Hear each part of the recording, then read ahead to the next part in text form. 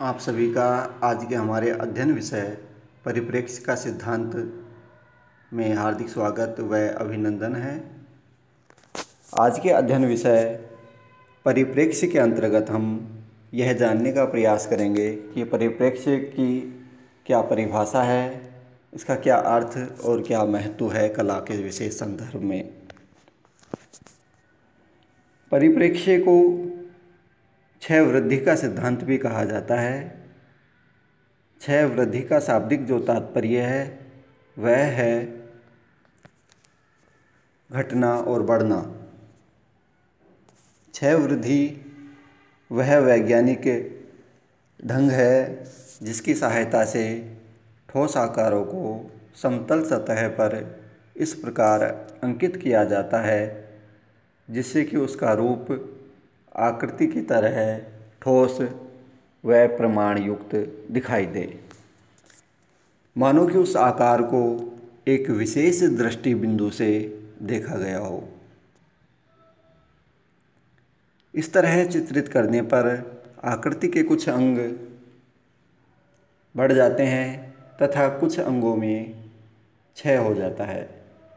यही क्षय वृद्धि का सिद्धांत है जिसे हम परिप्रेक्ष्य का सिद्धांत भी कहते हैं।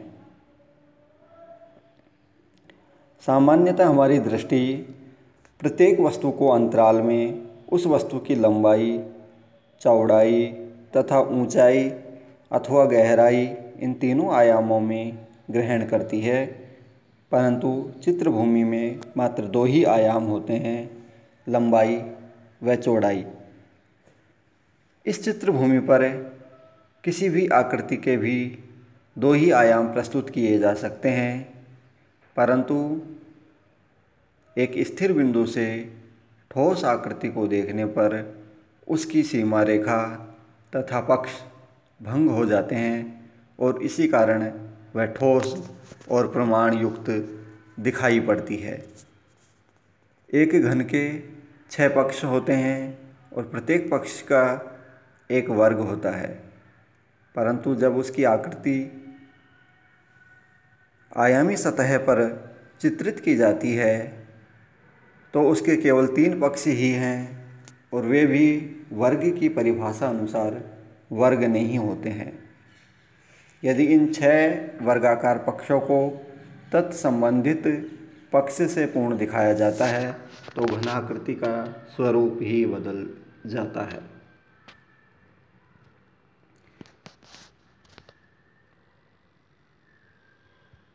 प्रस्तुत उदाहरण रेल की पटरियों का है।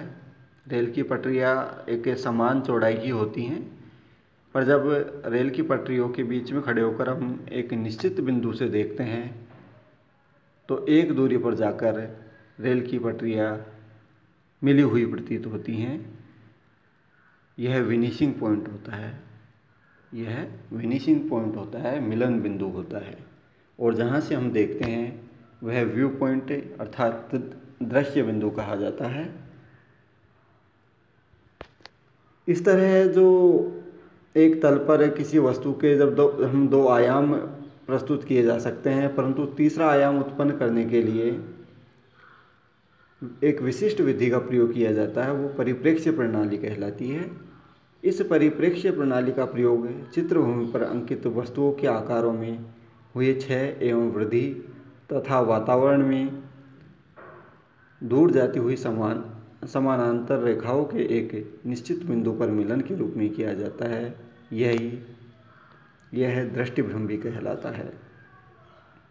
जैसे आसमान एक निश्चित दूरी पर पृथ्वी से मिलता हुआ प्रतीत होता है, रेल की पटरियाँ व सड़क दूर होती हुई आगे जाकर बंद होती दिखाई देती हैं, जबकि वास्तविकता ऐसी नहीं होती। कलाकार इसे दिखाने के लिए दूर की वस्तु को छोटा तथा पास की वस्तु को बड़ा बनाता है और वास्तविकता का भ्रम उत्पन्न करता है। कला के इतिहास को देखने से ज्ञात होता है कि भिन्न भिन्न समय के कलाकारों ने परिप्रेक्ष्य की समस्याओं को भिन्न भिन्न प्रकार से सुलझाने का प्रयास किया, जैसे कि रेखीय क्षय वृद्धि द्वारा, वातावरणीय क्षय वृद्धि के द्वारा इत्यादि। इस तरह से हम पाते हैं कि किस तरह से जो आकारों का दूरी का जो प्रभाव पड़ता है या उनमें वातावरण का जो प्रभाव पड़ता है वो किस तरह से क्षय वृद्धि के सिद्धांत के द्वारा उसको मतलब वास्तविक के रूप में चित्रित किया जा सकता है। और उसके लिए एक तरह से चित्र में वास्तविकता का या यथार्थवाद का समावेश होता है। और परिप्रेक्ष्य के कारण ही चित्र में जो चित्रतल द्विआयामी होता है, द्विआयामी अर्थात लंबाई और चौड़ाई लिए हुए होता है, उस चित्रतल में गहराई भी परिप्रेक्ष्य के कारण ही दिखाई पड़ती है, जिससे कि चित्र में वास्तविकता का समावेश होता है। रेखीय क्षय वृद्धि। पास की आकृति बड़ी व दूर की आकृति छोटी अर्थात आकृतियों की आकार भिन्नता से परिप्रेक्ष्य के प्रभाव को उत्पन्न किया जाता है। इस प्रकार दर्शाई गई क्षय वृद्धि रेखीय क्षय वृद्धि कहलाती है। वातावरणीय क्षय वृद्धि। दूर की आकृतियों की रंगत पास की आकृतियों के परिप्रेक्ष्य में धुंधली और कम प्रकाशमान होती है। दूर से दूरतर होने पर प्रत्येक रंगत का स्वभाव ठंडा होता जाता है। इस प्रकार केवल धुंध और वर्ण को पृष्ठगामी बनाकर भी वातावरणीय क्षय वृद्धि दिखाई जा सकती है। सपाट सतह पर शीतल एवं पीत रंगों द्वारा दूरी का प्रभाव दिखाया जाता है। सिद्धांततः आकार दूरी के प्रभाव से शीतल एवं पीत अनुभव होते हैं, क्योंकि उनकी रंगत प्रकाश, वायु व दूरी से प्रभावित होती है। आकारों की नंदित क्षय वृद्धि। केवल आकार की क्षय और वृद्धि के आधार पर नंदित की दूरी का प्रभाव उत्पन्न करने को नंदित क्षय वृद्धि कहते हैं। यही वातावरणीय व रेखीय क्षय वृद्धि के वैज्ञानिक सिद्धांत से भिन्न है। भारतीय लघु चित्रों में इस सिद्धांत का ही प्रयोग हुआ है।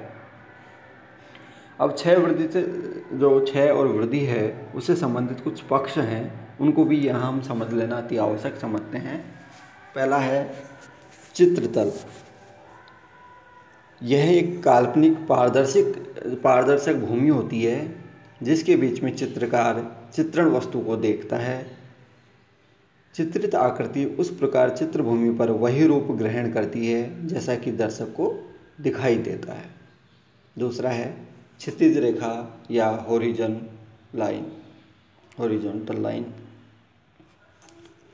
यह काल्पनिक जो क्षितिज रेखा है वह चित्रभूमि के आर पार बाएं से दाएं किनारे तक एक काल्पनिक रेखा है जो चित्रकार है उसके दृष्टितल पर क्षितिज रेखा को प्रकट करता है। इस रेखा का प्रयोग मुख्यतः भूदृश्य चित्रण में किया जाता है। वस्तु चित्रण इत्यादि में यह रेखा काल्पनिक ही रहती है, जिस पर चित्रभूमि से कोई कोण बनाती हुई रेखाएं मिलती हुई प्रतीत होती हैं।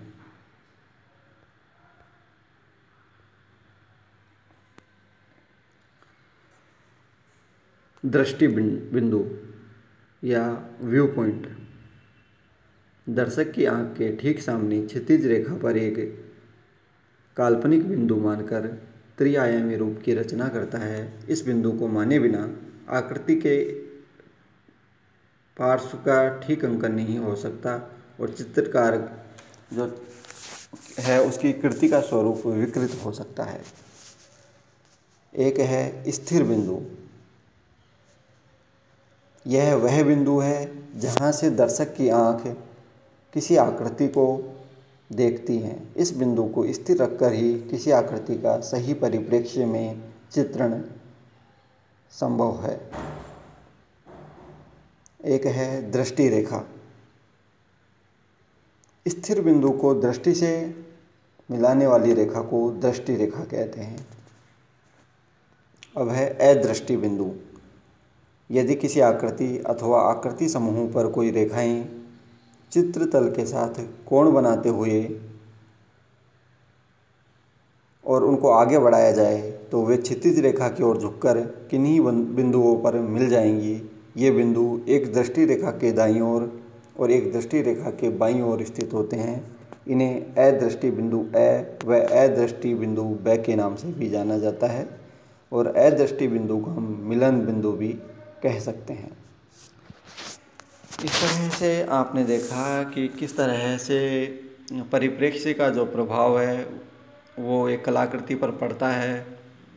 परिप्रेक्ष्य के प्रभाव के कारण ही जो हम आकारों को चित्रित करते हैं वो पास के आकार बड़े और जो जो हम दूरी आकार हमारी दृष्टि बिंदु से दूर जाते जाएंगे त्यों त्यों वो छोटे होते जाएंगे और एक बिंदु ऐसा भी आएगा कि वो लगभग ओझल से हो जाएंगे। इस तरह से यह प्रभाव एक रेखीय क्षयवृद्धि के अंतर्गत आता है।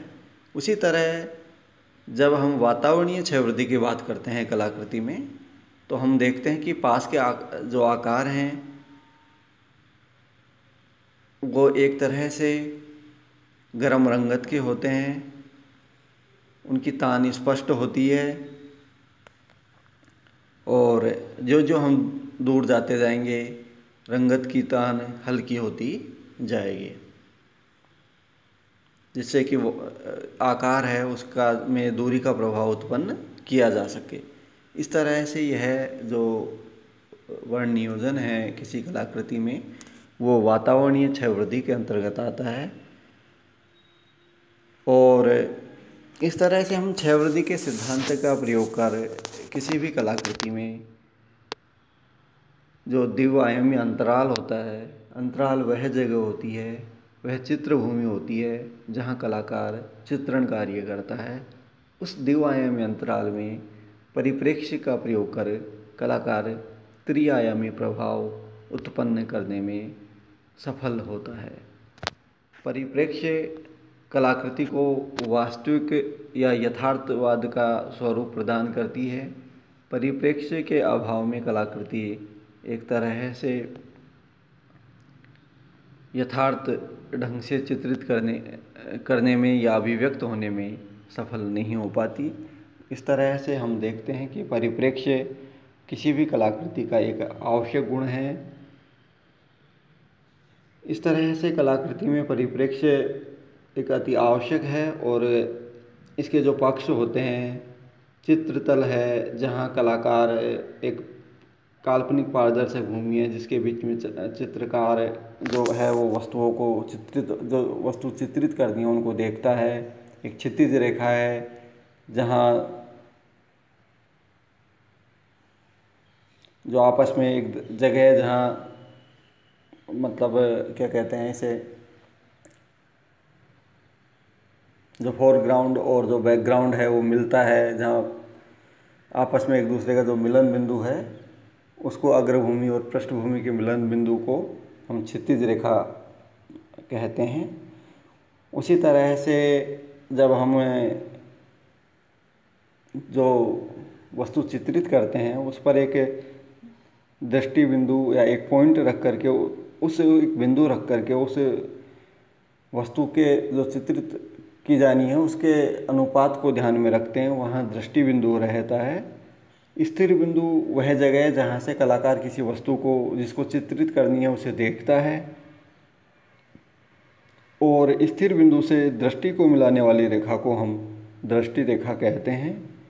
और जब कलाकार एक निश्चित बिंदु से किसी वस्तु को देखता है और जब उसको उसके समानांतर जब वो रेखा खींचता है तो एक बिंदु पर जाकर वो रेखाएं मिलती हैं, उसे विनिशिंग पॉइंट या मिलन बिंदु या अदृष्टि बिंदु और अदृष्टि बिंदु वह भी कहते हैं। इस तरह से यह परिप्रेक्ष्य है जिसको हम क्षयवृद्धि का सिद्धांत भी कहते हैं और जो आकारों की रंगत के घटने बढ़ने को, आकारों की लंबाई और चौड़ाई के घटने बढ़ने को, परिप्रेक्ष्य के प्रभाव को कलाकृति में स्पष्ट करता है। धन्यवाद एवं शुभ दिवस। धन्यवाद।